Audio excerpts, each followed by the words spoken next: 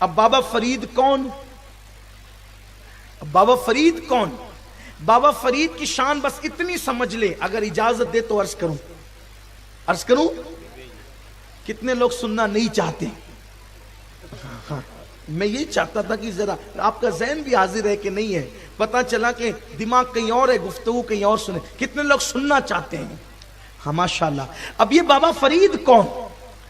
بابا فرید وہ ہیں کہ جن کو غریب نواز نے شہباز اولیاء کہا ہے. سبحان اللہ سبحان اللہ. یہ بابا غریب نواز کے مرید ہے، بابا قطب کے مرید ہے اور خلیفہ ہے حضرت بابا فرید الدین گنج شکر. ان کا نام فرید نہیں ہے، ان کا نام مسعود ہے. ان کو فرید کہا گیا. فرید مطلب اللہ اکبر، ان کے دور میں ان جیسا کوئی نہیں، یکتا یگانا ان جیسا کوئی نہیں. اور یہ فرید کون تھے پتہ ہے؟ بابا فرید کون تھے؟ بابا فرید ابھی مرید نہیں ہوئے بابا قطب الدین بختیار کاکی کے، مرید نہیں ہوئے.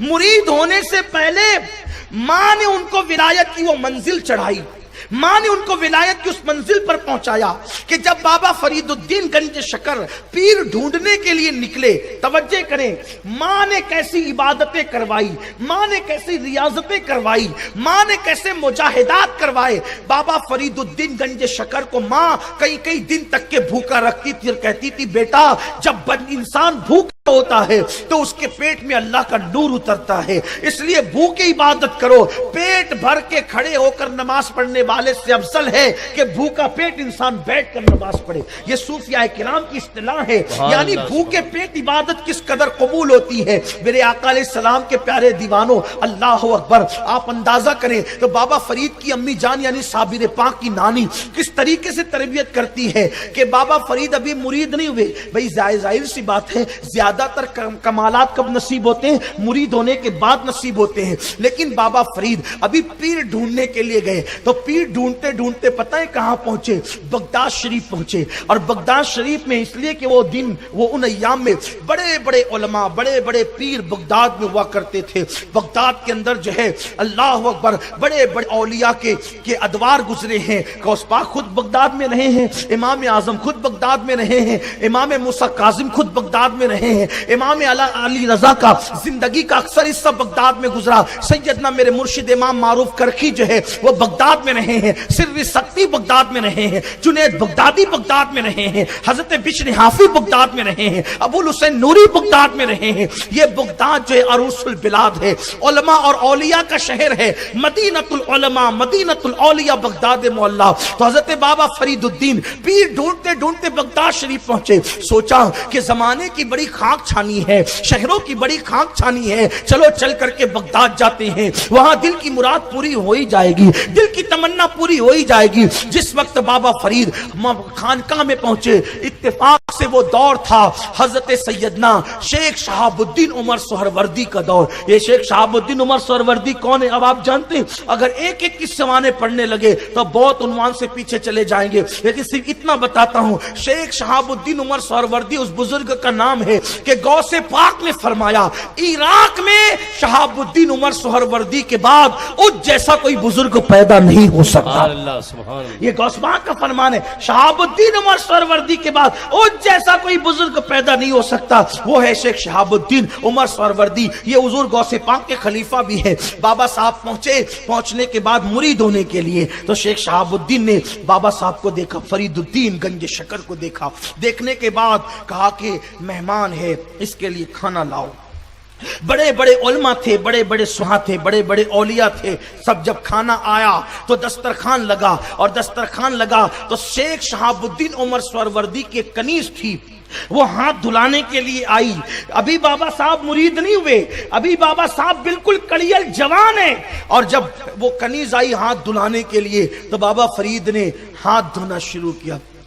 وہ پانی میں پانی ڈال رہی ہے، مسلتے جا رہے ہیں، ہاتھ دھوتے جا رہے ہیں. اس کی پیشانی دیکھتے جا رہے ہیں، ہاتھ دھوتے جا رہے ہیں، پیشانی دیکھتے جا رہے ہیں، ہاتھ دھوتے جا رہے ہیں. اور ظاہر سی بات ہے جس کی جتنی نگاہ ہے وہ تو اتنا ہی دیکھتا ہے. بے شک بے شک. تو جو اہل ظاہر بیٹھے تھے کنکھیوں سے اشارہ کرنے لگے، دیکھو اس کو، اتنے بڑے پیر سے مرید ہونے آیا ہے اور کنیز کو ٹکٹکی باندھ کے دیکھ رہا ہے.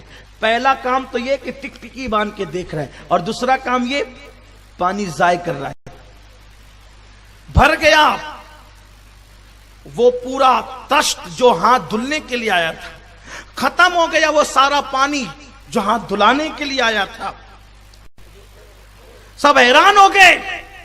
ایک تو کنیز کو گھور کر ٹکٹکی باندھ کے دیکھنا یہ جرم، دوسرا پانی کا اسراف کرنا یہ جرم، لیکن بات اتنی ہے جو جہاں کا ہوتا ہے وہ وہاں کی بات کرتا ہے۔ اب مالیگاؤں میں بیٹھ کر کشمیر کے حوالے سے کوئی ڈینگے مارے کہ کشمیر میں یہ ہے اور کشمیر میں وہ ہے، پوری زندگی کشمیر نہ دیکھا ہو، اور اگر کوئی کشمیری کشمیر کے بارے میں بتائے فرق ہوگا کہ نہیں ہوگا؟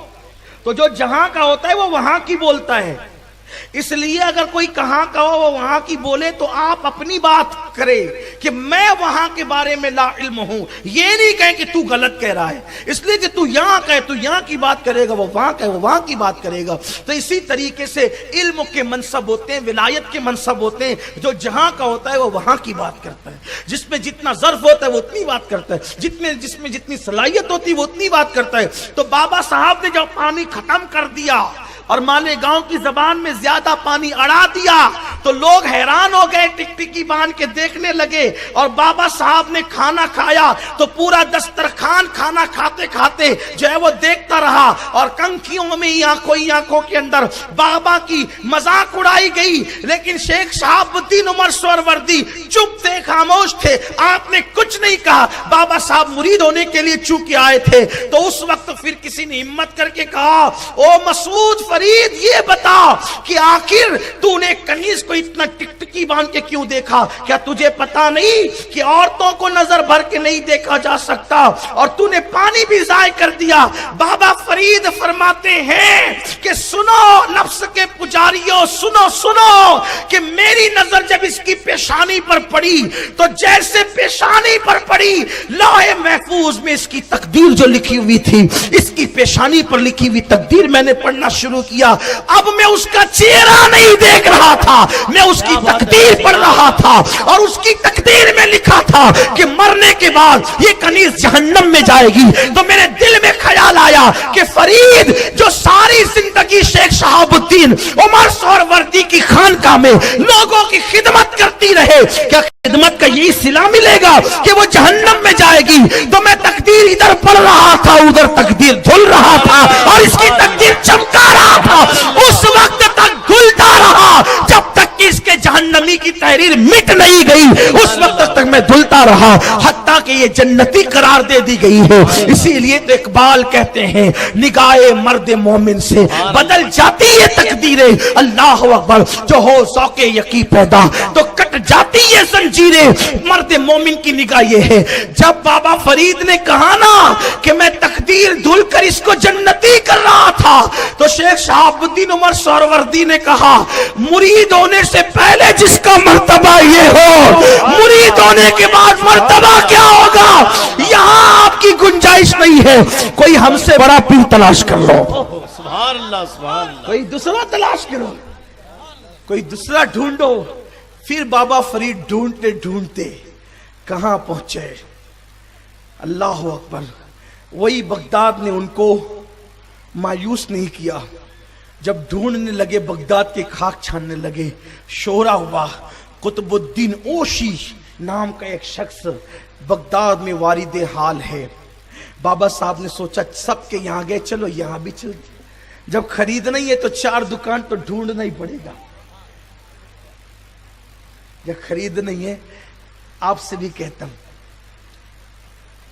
ایک دو تقریر سن کر کیا بات ہے، یا ایک دو نشست میں بیٹھ کر یا چمک دمک کے جبے کبے دیکھ کر مرید مت ہو جایا کر، ذرا دیکھو بھی۔ بہت اچھی بات کہنا چاہتا ہوں، پانی پیو چھان کے، پیر کرو پہچان کے۔ سبحان اللہ سبحان اللہ سبحان اللہ سبحان اللہ، گردن جھکا کے بیٹھا ہے، مکار تو نہیں ہے؟ کیا بات ہے، چمکیلے جبے کے پیچھے کوئی جال تو نہیں ہے؟ کیا بات ہے، واہ میٹھی میٹھی باتوں کے پیچھے کوئی شوبدہ بازی تو نہیں؟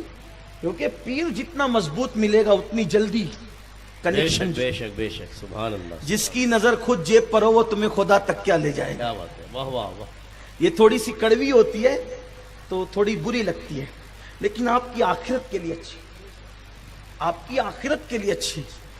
پیر وہ ہونا چاہیے جس کے نزدیک امیر اور غریب یکساں ہو، بے شک، جس کے نزدیک چھوٹا بڑا یکساں ہو، جس کے نزدیک مفلس اور مالدار یکساں ہو، جو لوگوں کو چاہتا صرف اللہ کے لیے، جو وقت آنے پر مالدار کی حویلی میں جاتا ہے تو غریب کے جھوپڑے میں بھی آتا ہو، جس کو آپ کے لفافے سے مطلب نہیں، جس کو آپ کی آخرت سے مطلب ہو۔ اور سب سے بڑی بات یہ کہ وہ سنی صحیح العقیدہ ہو، پہلی بات تو یہ ہے، پھر باقی چیزیں تو بعد میں۔ یہ ساری چیزیں بہت اہمیت رکھتی ہے۔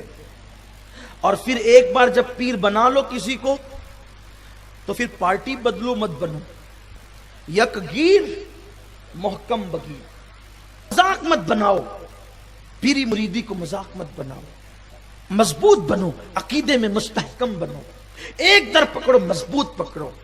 اور سارے سلاسل کو فیض مل رہا ہے غوث العظم دستگیر سے، سرکار غوث العظم دستگیر، سارے سلاسل کو فیض مل رہا ہے۔ تو بہرحال پھر بابا فرید الدین گنج شکر رحمت اللہ، بات چلتی میرے بابا صاحب کی، بابا فرید الدین گنج شکر پہنچے بابا قطب کے ہاں۔ اے بابا قطب کون ہے؟ یہ میرے مرشید سرکار غریب نواز کے بلا فصل مرید ہیں، ڈائریکٹ مرید ہیں اور ڈائریکٹ خلیفہ ہیں۔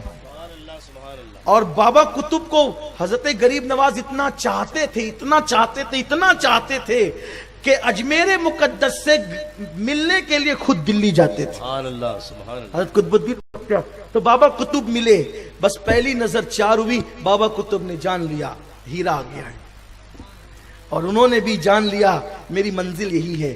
آخرکار حضرت بابا فرید الدین گنج شکر جو ہے مرید ہو گئے حضرت قطب الدین بختیار کاکی کے، اور پھر وہیں سے سفر کرتے ہوئے بابا صاحب کے ساتھ بابا صاحب دلی تشریف لائے۔ اور پھر جب تک کہ حضرت قطب الدین بختیار کاکی کا حکم نہیں ہوا اس وقت تک کہ آپ دلی میں رہے، اور حضرت قطب الدین بختیار کاکی کے حکم پر پاک پٹن تشریف لے گئے۔ اب جو پاک پٹن تھا وہ پاک پٹن کافروں کا اور جوگیوں کا بہت بڑا علاقہ تھا۔ بابا فرید پیر کے حکم پر دعوت و تبلیغ کے لیے، دین کی خدمت کے لیے پاک پٹن گئے۔ پاک پٹن میں کوئی رشتہ دار نہیں، پاک پٹن میں کوئی جان پہچان نہیں۔ دیکھو یہ اولیاء اللہ جو ہندوستان میں، غیر منقسم ہندوستان میں دین پھیلا ہے، یہ اولیاء اللہ کی محنتوں کا نتیجہ ہے، ان کی قربانیوں کا نتیجہ ہے۔ ہم اس کا تصور نہیں کر سکتے جب ہم دین کی خدمت کے لیے نکلتے ہیں، اگر مرضی کے خلاف پانی مل جائے تو ہمارے چہرے پر جو ہے وہ زاویہ بگڑنے لگتا ہے۔ لیکن یہ اللہ والے جنہوں نے خالص اللہ کے دین کے لیے، اللہ کے لیے محنت کی ہے۔ بابا فرید الدین گنج شکر جب دلی سے نکل کر پاک پٹن گئے ہیں تو وہاں کوئی جان پہچان نہیں تھی، کوئی تعلقات نہیں تھے، پورا ماحول خلاف تھا۔ بابا فرید اپنی پوری فیملی کے ساتھ گئے، ایک درخت کے نیچے بیٹھ گئے، یہی اپنی منزل ہے، درخت کے نیچے بیٹھ گئے، اپنی منزل ہے۔ سامان لٹکانے کے لیے جو کپڑے تھے ساتھ میں، جو سامان تھا لٹکانے کے لیے کوئی جگہ نہیں تھی، تو درخت کی ٹہنیوں سے سامان لٹکا دیا، درخت کی ٹہنیوں سے سامان لٹکا دیا اور درخت کے نیچے بیٹھ گئے۔ بابا فرید اتنے خوبصورت تھے، زبان میں اتنی چاشنی تھی کہ اب جو آتا بابا فرید کے پاس، بیمار آتا تو شفا یاب ہوتا، غمگین آتا تو خوش ہو کر جاتا، تو لوگ جوگ در جوگ مسلمان ہوتے گئے، اور اس طرح پاک پٹن کے اندر اسلام پھیلتا چلا گیا۔ اب پاک پٹن میں جب اسلام پھیلا تو پھر خانقاہ بھی بنی، لنگر بھی شروع ہوا، پھر ساری چیزیں ہوئی۔